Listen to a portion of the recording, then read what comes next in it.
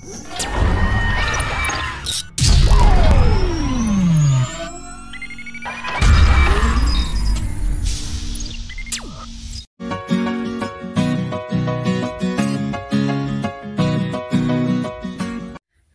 adik-adik, Assalamualaikum warahmatullahi wabarakatuh. Welcome back to my YouTube channel dalam video pembelajaran PPKN pada kali ini. Semoga kita selalu dalam keadaan sehat dan selalu dalam perlindungan Allah Subhanahu wa Ta'ala. Sebelum pembelajaran ini dimulai, marilah kita bersama-sama berdoa menurut agama dan kepercayaan kita masing-masing. Berdoa dipersilahkan.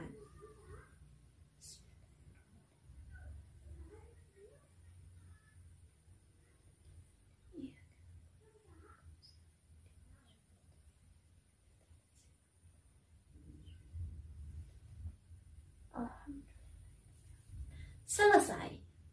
Pada pertemuan kali ini, kita akan melanjutkan materi kelas 8 pada bab 3, yaitu memaknai peraturan perundang-undangan, di mana kita akan membahas materi subbab bagian A, yaitu makna tata urutan perundang-undangan di Indonesia, yang pembahasannya terdiri dari bagian 1, pengertian perundang-undangan nasional, dan yang kedua, tata urutan perundang-undangan yang ada di Indonesia. Sebelum membahas materi pada kali ini, silakan persiapkan terlebih dahulu. Yang pertama, persiapkan buku tulis dan alat tulis untuk dapat mencatat poin-poin penting dari materi yang akan disampaikan.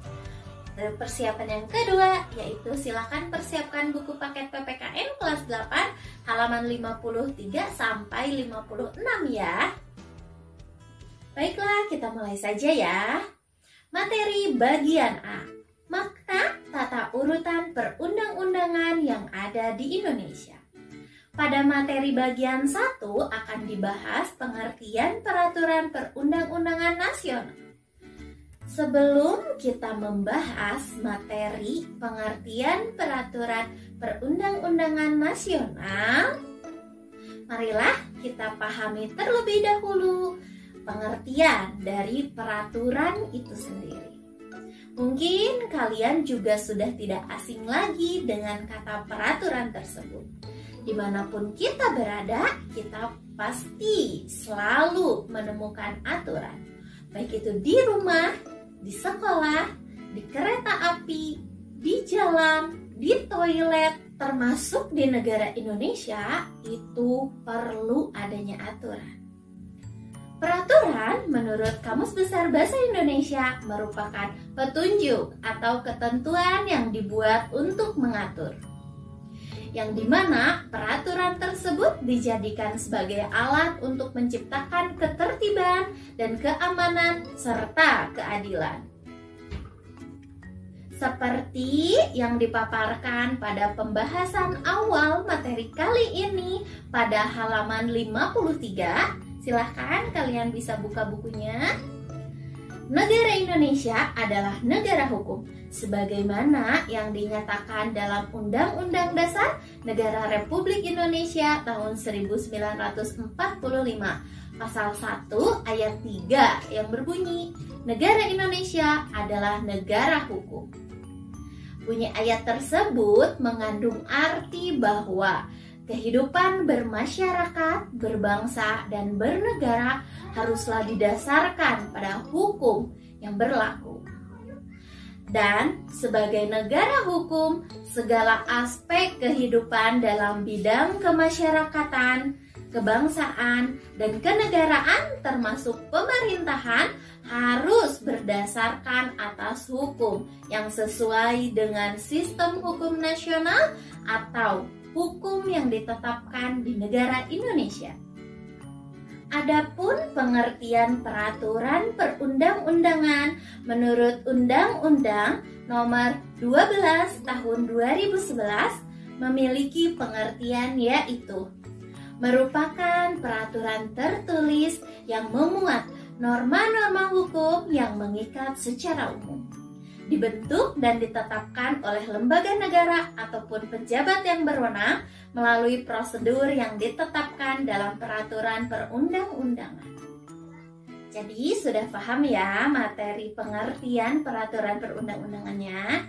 Kita akan lanjutkan ke materi yang bagian 2. Materi bagian 2 yaitu tata urutan perundang-undangan di negara Indonesia.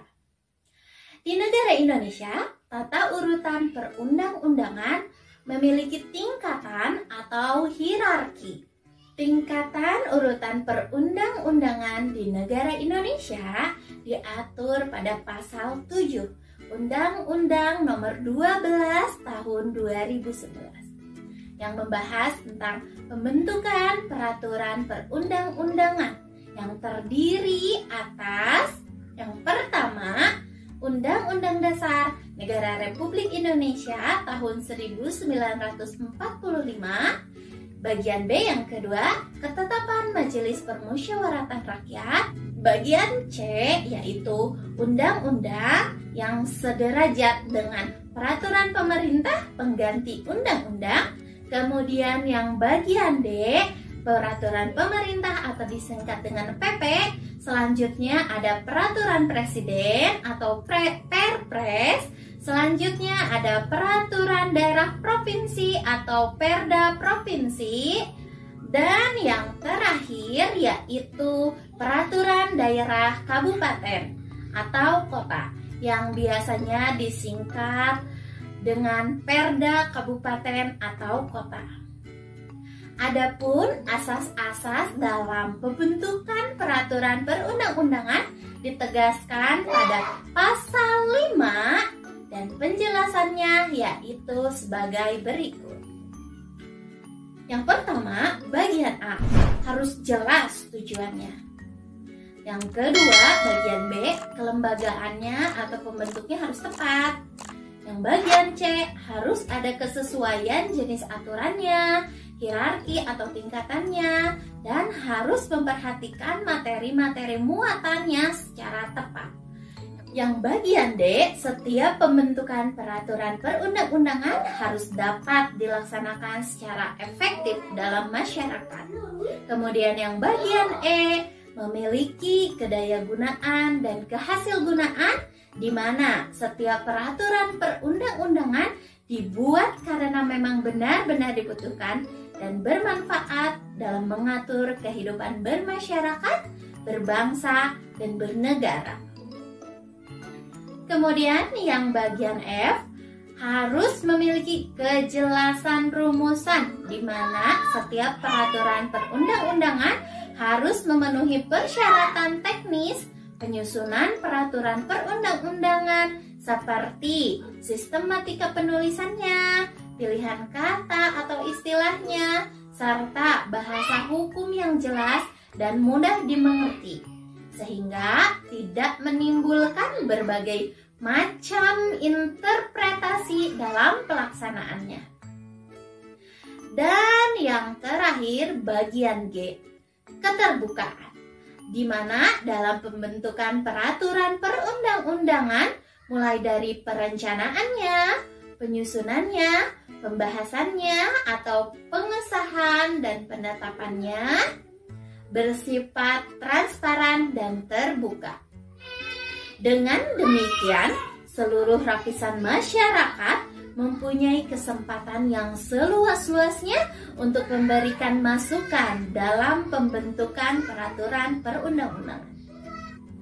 Kemudian ditegaskan juga dalam pasal 6 bahwa materi muatan peraturan perundang-undangan harus mencerminkan asas sebagai berikut.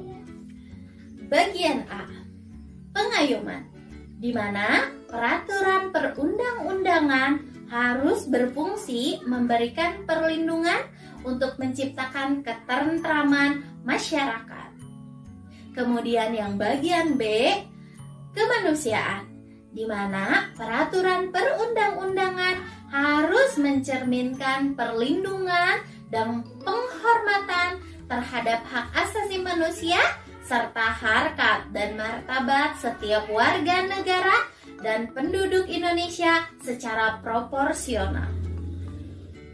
Kemudian yang bagian C, kebangsaan, yang setiap peraturan perundang-undangan harus mencerminkan sifat dan watak bangsa Indonesia yang majemuk dengan tetap menjaga prinsip negara kesatuan Republik Indonesia.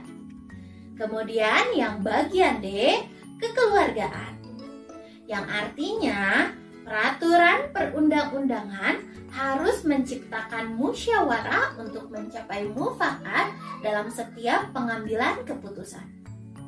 Kemudian yang bagian E, kenusantaraan, artinya peraturan perundang-undangan harus senantiasa mempersiapkan kepentingan seluruh wilayah Indonesia dan materi muatan peraturan perundang-undangan yang dibuat di daerah merupakan bagian dari sistem hukum nasional yang berdasarkan Pancasila dan Undang-Undang Dasar Negara Republik Indonesia tahun 1945.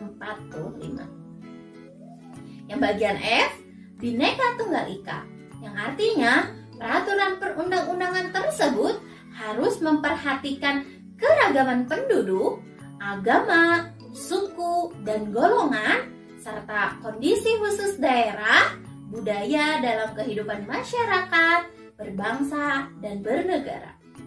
Selanjutnya bagian G, yang berarti perundang-undangan harus mencerminkan keadilan secara proporsional bagi setiap warga negaranya. Bagian H, kesamaan kedudukan, di mana dalam hukum dan pemerintahan peraturan perundang-undangan tidak boleh memuat hal yang bersifat membedakan berdasarkan latar belakang antara lain agama, suku, ras, golongan, gender, ataupun status sosial. Kemudian yang bagian I, ketertiban dan kepastian, yang artinya setiap peraturan perundang-undangan harus dapat mewujudkan ketertiban dalam masyarakat melalui jaminan kepastian hukum. Dan yang terakhir, bagian J, keseimbangan, keserasian, dan keselarasan, yang berarti perundang-undangan tersebut harus mencerminkan keseimbangan, keserasian, dan keselarasan antara kepentingan individu, masyarakat, serta kepentingan bangsa dan negara. Nah, demikianlah pemaparan materi pembahasan PPKN pada kali ini. Insya Allah minggu depan kita akan membahas materi bagian B, yaitu proses penyusunan peraturan perundang-undangan. Untuk mengukur kemampuan adik-adik dalam memahami materi kali ini, silakan jawab pertanyaan di samping. Yang pertama, sebutkan aturan yang ada di sekitar kalian, misalnya di rumah, di sekolah, di kereta, di jalan raya, di masjid, masing-masing 2 ya. Bagian 2, mengapa harus ada aturan dalam pergaulan hidup manusia? Kemudian yang ketiga, apakah negara Indonesia negara hukum? Jika iya, sebutkan aturan yang tercantum dalam undang-undang dasarnya. Kemudian yang keempat, apa arti peraturan perundang-undangan menurut Undang-Undang Nomor 12 Tahun 2011? Dan yang terakhir bagian 5, bagaimana urutan atau tingkatan perundang-undangan di negara Indonesia berdasarkan Undang-Undang Nomor 12 Tahun 2011 dari mulai peraturan yang tertinggi ya sampai yang terendah. Demikianlah pertemuan kali ini. Saya ucapkan terima kasih telah menonton video ini sampai selesai. Akhir kata saya ucapkan Assalamualaikum warahmatullahi wabarakatuh.